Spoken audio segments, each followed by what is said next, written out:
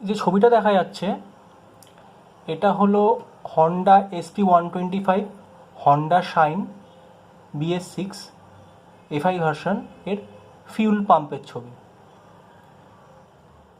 এবার এই fuel pump কিন্তু যথেষ্ট দামি এবং এটা খারাপ হয়ে গেলে কিন্তু এটা চেঞ্জ করতে কাস্টমারকে বেশ কিছু টাকা খরচ করতে হয়। এবার আজকে জেনে নেবো যে ফিউল পাম্প কেন খারাপ হয়। ফিউল পাম্পের কাজটা তো আমরা সবাই মোটামুটি জানি।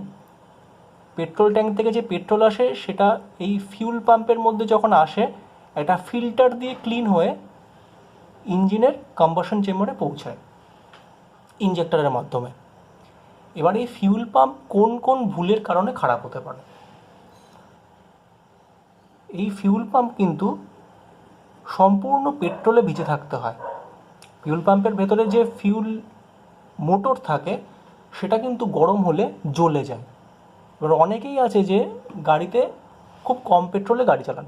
এসপির ক্ষেত্রে মোটামুটি ফিউল পাম্পে যদি ট্যাঙ্কে আমাদের মোটামুটি 1 লিটার পেট্রোলও থাকে তাহলে কিন্তু ফিউল পাম্পটা পেট্রোলের মধ্যে ভিজে থাকে।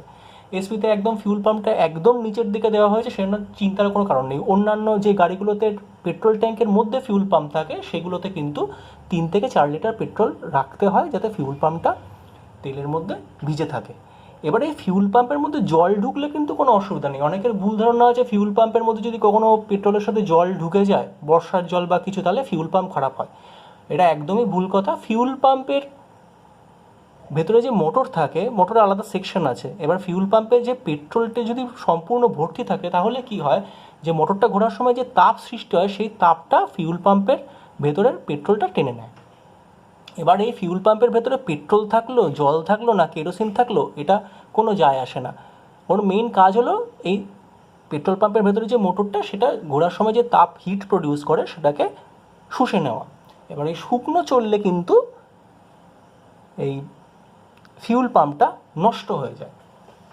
এবার কী কী কারণে খারাপ হতে, প্রথমত হলো পর্যাপ্ত পেট্রোল যদি এর মধ্যে না থাকে সেক্ষেত্রে ফিউল পাম্প খারাপ হয়ে যায়। এছাড়া যে নির্দিষ্ট ভোল্টেজ যদি না পৌঁছায় ব্যাটারি থেকে তাহলে কিন্তু ফিউল পাম্প লো ভোল্টেজে চলার জন্য দুর্বল হয়ে যায়, খারাপ হয়ে যায়। 3 নম্বর ওভার ভোল্টেজ যদি আসে সেক্ষেত্রে কিন্তু ফিউল পাম্প খারাপ হয়ে যায়। কোথাও যদি শর্ট থাকে, ওয়্যারিং শর্ট থাকে, সেক্ষেত্রে কিন্তু ফিউল পাম্প ড্যামেজ হয়ে যেতে পারে। আর প্রথমেই বললাম যদি ফিউল পাম্প শুকনো চলে, প্রয়োজনীয় পেট্রোল যদি ফিউল পাম্পের মধ্যে না থাকে সেক্ষেত্রে খারাপ হতে পারে। আর যেটা হয়, এই যে ফিউল ফিল্টার, এটা নির্দিষ্ট কিলোমিটার অন্তর পরিবর্তন করতে হয়। এবার এই ফিউল ফিল্টারে পেট্রোল ট্যাঙ্ক থেকে যে পেট্রোল ভরা হয় পেট্রোল ট্যাঙ্কের মধ্যে, সেই পেট্রোলের সাথে কিন্তু অনেক ময়লা এসে ফিউল ফিল্টারে জমা হয়। এবার দীর্ঘদিন জমছে ময়লা, এই ময়লা পরিষ্কার করা হচ্ছে না, বা এই ফিউল পাম্পের যে ফিল্টার, এই ফিল্টারটা পরিবর্তন করা হচ্ছে না। পরিবর্তন না করতে করতে কী হয়, ফিউল কিন্তু প্রেশার দিতে পারে না। এই ফিউল পাম্প কিন্তু প্রেশারের সঙ্গে মানে পেট্রোলটাকে সাপ্লাই দেয়। এই ফিউল পাম্পের মধ্যে যদি ময়লা জমে থাকে তাহলে প্রেশারটা ঠিকভাবে দিতে পারে না, ফিউল পাম্পের মোটর কিন্তু ঠিকভাবে ঘুরতে পারে না। এই ফিল্টারে যত ময়লা জমে যাবে ফিউল পাম্পের কিন্তু মানে ফিউলটাকে প্রেশার দেওয়ার জন্য আরও বেশি শক্তি খরচ করতে হবে। এবার বেশি শক্তি খরচ করতে গেলে কি হবে, ফিউল পাম্পের যে মোটর রয়েছে তার উপর প্রেশার পড়বে এবং আস্তে আস্তে সেটা দুর্বল হয়ে যেতে থাকবে। তাই নির্দিষ্ট কিলোমিটার অন্তর কিন্তু সার্ভিস ম্যানুয়াল বুকে যেটা মেনশন করা রয়েছে সেই ফিউল পাম্পের ফিল্টার কিন্তু সেই নির্দিষ্ট কিলোমিটার অন্তর পরিবর্তন করতে হবে।